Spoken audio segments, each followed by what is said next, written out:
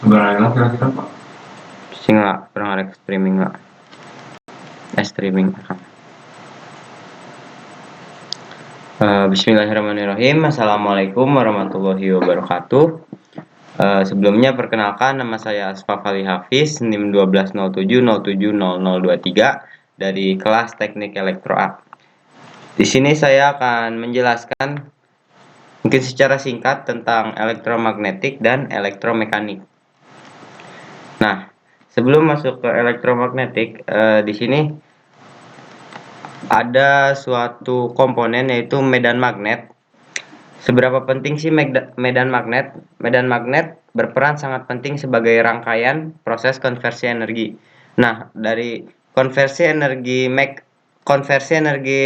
kinetik menjadi energi listrik itu memiliki alat konversinya tuh bernama generator. Sedangkan sebaliknya, alat konversi dari energi listrik menjadi energi mekanik yaitu motor.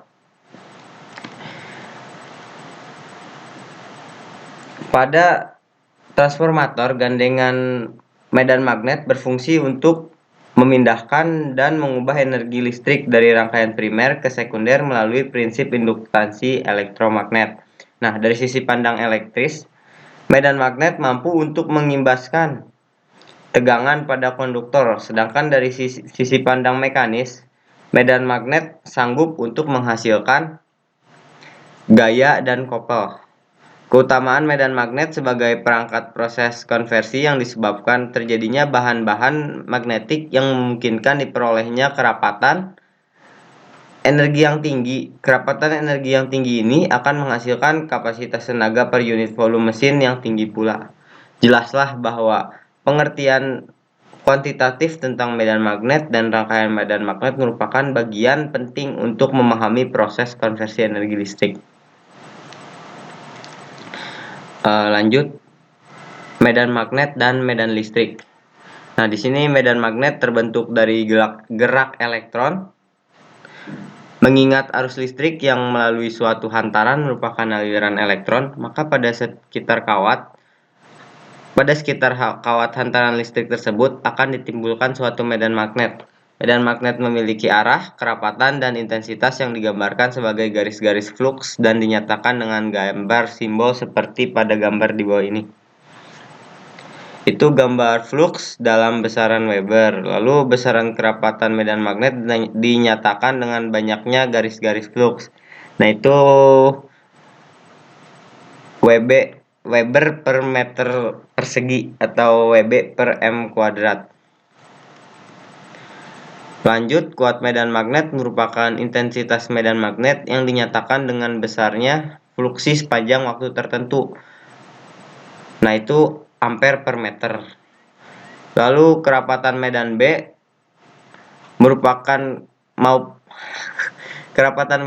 maupun kuat medan H merupakan besaran vektoris yang mempunyai besaran dan arah yang besarnya B sama dengan pi H, atau yang dimana permeabilitas dalam Henry per meter atau H besar per M. Lalu permeabilitas pada ruang bebas udara mempunyai nilai 4pi kali 10⁻⁷ Henry per meter. Nah, biasanya material yang memiliki permeabilitas tinggi yaitu seperti besi, nikel, terus mempunyai karakteristik ferromagnet. Besaran fluks dapat dinyatakan dengan persamaan sebagai berikut. Di mana delta A adalah unsur luas. Nah, itu bisa dilihat pada gambar 2.1. Apabila terlihat seperti gambar ini, suatu sumber tegangan atau V mengalirkan arus listrik itu I melalui suatu kumparan dengan jumlah lilitan N, itu ada induktor atau jumlah lilitan N, maka pada inti besi atau core akan ditimbulkan suatu kuat medan besaran Henry atau H, itu besarannya ampere per meter.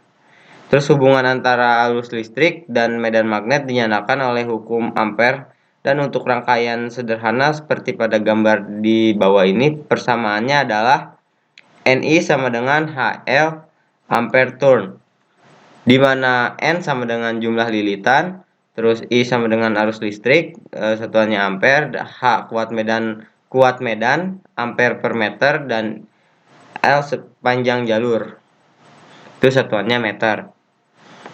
Terus Induksi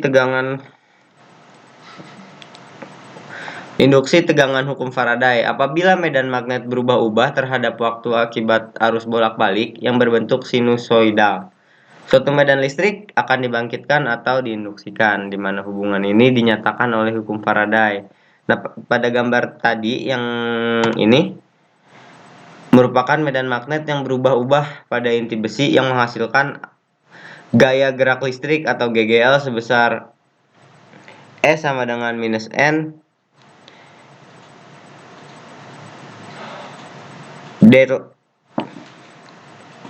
delta itu flux per dt sama dengan minus dp per dt. Nah, perubahan flux yang menghasilkan gaya gerak listrik atau GGL tersebut dapat terjadi karena perubahan fungsi waktu, itu T faktornya, akibat waktu arus bolak-balik yang berbentuk sinusoidal. Lalu fungsi putaran atau theta akibat berputarnya rotor pada mesin-mesin dinamis. Secara lebih jelasnya, hukum Faraday dituliskan menjadi seperti ini. Atau E induksi sama dengan E rotasi tambah E transformasi. Untuk transformator hanya terdapat gejala induksi karena transformasi, yaitu E transformasi. Untuk mesin arus searah hanya terdapat E rotasi. Sedangkan pada mesin arus bolak-balik terdapat E rotasi maupun E transformasi. Nah, lalu ada konsep rangkaian magnet. Nah, di sini arus listrik, lambangnya I, dialirkan melalui penghantar yang dibelitkan pada suatu inti besi yang berbentuk cincin toroidal, akan menghasilkan medan magnet yang sebanding dengan jumlah lilitan. Dikalikan dengan besar arus listrik atau I, ampere turn Ni, ini juga dikenal dengan gaya gerak magnet atau GGM dan dinyatakan dengan rotasi berikut. Lalu GGM adalah perbedaan potensial magnet yang cenderung menggerakkan flux di sekitar daerah cincin toroidal. Gerak flux di sekitar cincin selain ditentukan oleh besaran GGM, juga merupakan fungsi dari tahanan inti besi yang membawa flux tersebut. Tahanan inti besi disebut reluktansi dan rangkaian magnet. Nah, itu rumusnya. Lalu intensitas medan magnet, hukum Ampere. Hukum Ampere bersama dengan beberapa persamaan lain membentuk persamaan Maxwell. Nah, menyatakan bahwa integral keliling kuat medan magnet berbanding lurus dengan besar arus listrik yang terkurung oleh integral keliling itu. Di mana delta A sama dengan unsur luas dalam proses konversi energi yang menyangkut mesin dengan elemen bergerak atau berputar seperti transducer atau motor. Pada besinya akan terdapat celah udara. Nah, melalui celah udara ini dapat berlangsung proses konversi dari energi listrik ke energi mekanik maupun sebaliknya. Nah, itu menggunakan generator. Itu alat konversinya dari energi mekanik ke energi listrik itu disebut generator, sedangkan dari energi listrik ke energi mekanik itu disebut rotor. Nah, lalu lanjut ke elektromekanik. Konversi energi elektromekanik, konversi energi baik dari segi energi listrik menjadi energi mekanik atau motor maupun sebaliknya dari energi mekanik menjadi energi listrik generator berlangsung melalui medium medan magnet. Energi akan diubah dari suatu sistem ke sistem lainnya, sementara akan tersimpan pada medium medan magnet untuk kemudian dilepaskan menjadi energi sistem lainnya. Lalu medan magnet selain berfungsi sebagai tempat penyimpanan energi, juga sekaligus sebagai medium untuk mengkopal perubahan energi. Dengan mengingat hukum kekekalan energi, proses konversi energi mekanik dapat dinyatakan sebagai berikut. Untuk motor, energi listrik sebagai input, lalu energi mekanik output ditambah energi panas. Energi pada medan magnet ditambah energi panas, lalu ditambah lagi, itu dikurungin dulu tadi energi mekanik sebagai output, lalu energi panas, lalu ditambah lagi energi pada medan magnet dan rugi-rugi magnetik. Atau dalam persamaan diferensial, konversi energi dari elektris ke mekanis adalah dWe sama dengan dWm ditambah dWf. Ini hanya berlaku ketika proses energi sedang berlangsung, maka pada keadaan dinamis untuk transient. Untuk keadaan tunak, di mana flux merupakan harga yang konstan, maka dWf sama dengan 0, dWe sama dengan dWm. Nah, lalu GGL. Di sini apabila sebuah konduktor digerakkan tegak lurus sejauh ds, memotong suatu medan magnet dengan kecepatan flux B, maka perubahan flux pada konduktor dengan panjang efektif L adalah sebagai berikut. Nah, dari hukum Faraday diketahui bahwa GGL sebagai berikut, maka jadilah seperti ini. Nah, arah daya gerak listrik ini ditentukan dengan aturan tangan kanan, dengan jempol, telunjuk, dan jari tengah yang saling tegak lurus menunjukkan masing-masing arah V, B, dan E. Bila konduktor tersebut dihubungkan dengan beban seperti tahanan, maka konduktor tersebut mengaliri arus yang menjauhi kita dan digambarkan dengan simbol ujung